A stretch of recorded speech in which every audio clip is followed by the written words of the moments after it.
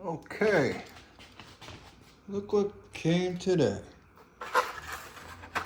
Just did a video on Amazon and ordered this yesterday afternoon and Sunday morning at my front door. My phone said, "Hey, you got a delivery." But anyway, I'm gonna be checking out this Weller 60-watt iron. It's got headlights. See that? LED halo ring. The 60 watt with a small, very, very small tip, smaller than I thought. We'll go ahead and maybe inspect the 80 watt. Yeah. Oh, okay, here we go. Little easy tab. That's not so easy. There we go. I guess you just pull it like that. I'm just going to pull it like that. Again, I bought this on Amazon from the Weller store. It is up like $24, $23. I mean, not really gonna be a loss, because if, say, it doesn't work as expected, I use it for soldering wires. Comes with a cute little holder. Yeah, we'll use it. And it's gonna start taking this apart, see what kind of element is in there. Let me tell you, this thing is very lightweight. I guess that's good and bad. But I'm more intrigued about the headlights. I'm gonna plug it in. Now, this one, I would strongly recommend using a rheostat, just to keep it from overheating. When your iron overheats, the tip will get all crusty, and yeah, you don't want to do that. I've actually left the iron on all night. I left for the day and come back. I said, "Oh, geez, look at that. The iron's been on all night long." And I had to throw that tip out. And where my rheostat is. I know where it is. My son borrowed it again. So what we're gonna do, we're gonna pause this and be right back. Okay, we're back. I got the mini phaser. I had this thing forever. Oh, look at that. When you change the rheostat, the lights get interesting. I'm gonna put that at around 80. This stand is really redundant, because you use an iron, you just kind of put it down. It's not gonna do that on you,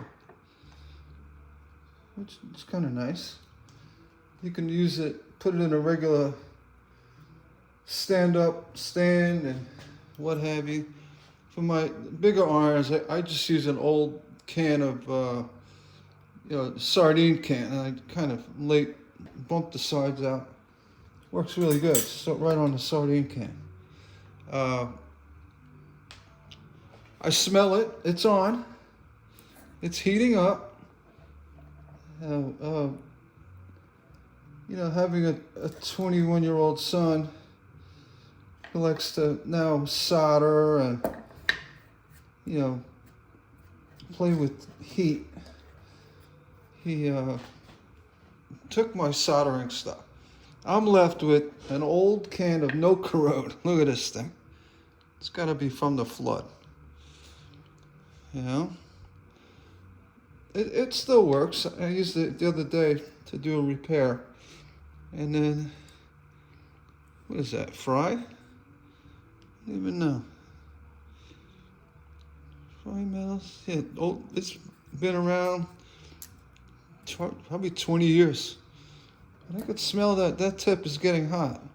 I'm not going to solder anything. I just wanted to see how this thing heats up. A full tilt, I keep it around 80. And get a little flux on this tip. Let's see if it's to temperature yet. It's almost there. But this, the light is actually pretty interesting. There you go.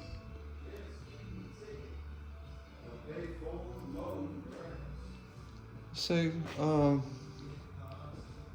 we were to solder something. You can see that it kind of lights up the area.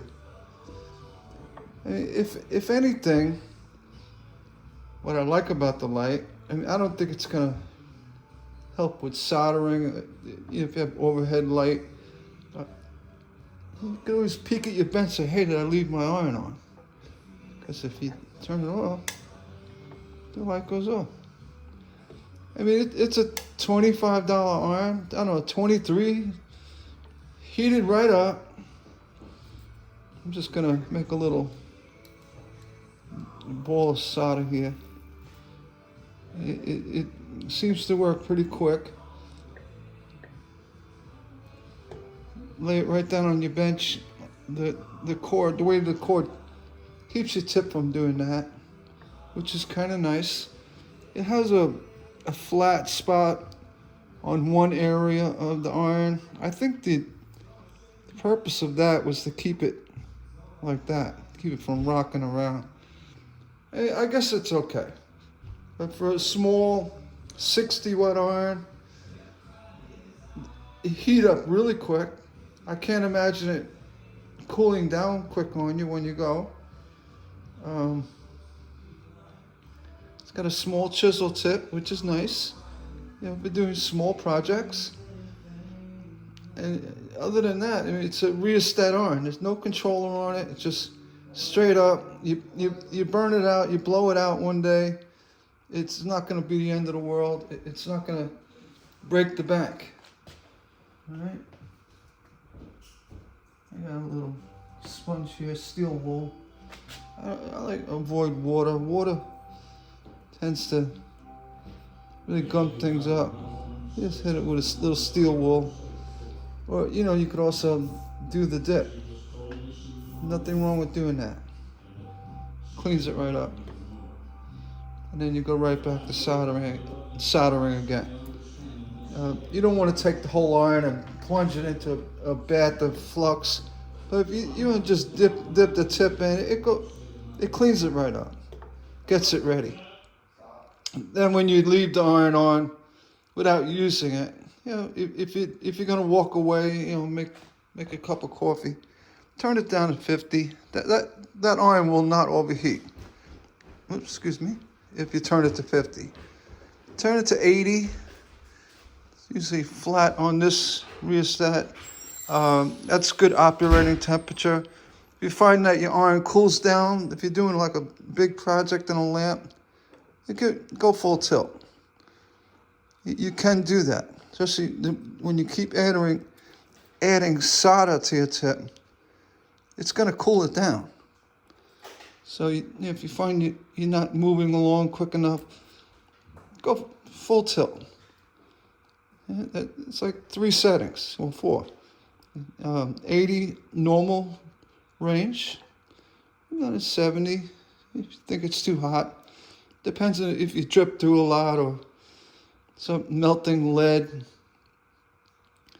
And go to 50 or below. Usually it's straight up and down. If you need to take a break without turning your iron off, they keep it warm enough so you don't have to wait for it to heat back up. This iron actually heated up in a minute, so that would never be an issue. You turn it off, it's off. This is basically a preview of using the iron, but opinion-wise, it's very lightweight.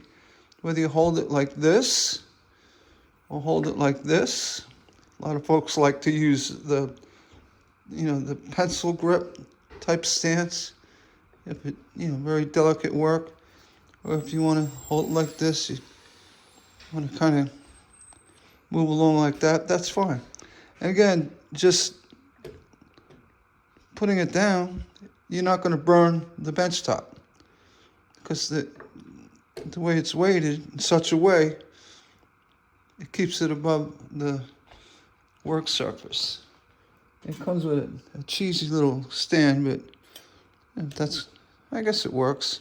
It's not even hitting it. But anyway, that's enough for this, an opening review. And again, it's the Weller 60 watt with the LED halo ring. It's a cute little arm. I'm gonna go keep this for for doing small sun catches and small soldering projects. I mean, I think you could probably solder a whole lamp with it if it recovers quickly. That's what was nice about the Hakko iron, the 60 watt, the 456. It never really lost its temperature. You could feed it all the solder you want. Within reason. You know, it goes so fast. It never cooled down to a point where you had to say, I gotta wait for it to heat back up. And I did as well when I ran the Hakko. It'd be about 80, but if I was gonna go add a lot of solder to it, I went full tilt, and it never slowed down for a 60 watt iron. It was worked like a 200 watt iron, which I have also. Halo light's interesting. If you have one of these, let me know what you think. So, actually, pretty interesting. I understand the concept, but we'll see. That's it for this review. Remember, hit thumbs up, thumbs down. Let me know if you have the sign. Jot in the comments below. I'd love to hear what you think. Is it a good idea? For $20-something, made by Weller, right? It's kind of a no-brainer. We'll go try and get the 80 watter and see how that works. And that comes with the headlight too, the halo. With that, we're shutting this one off. And again, please comment below if you have the sign. What do you think about it? I'd love to hear what you have to say. Thanks a lot.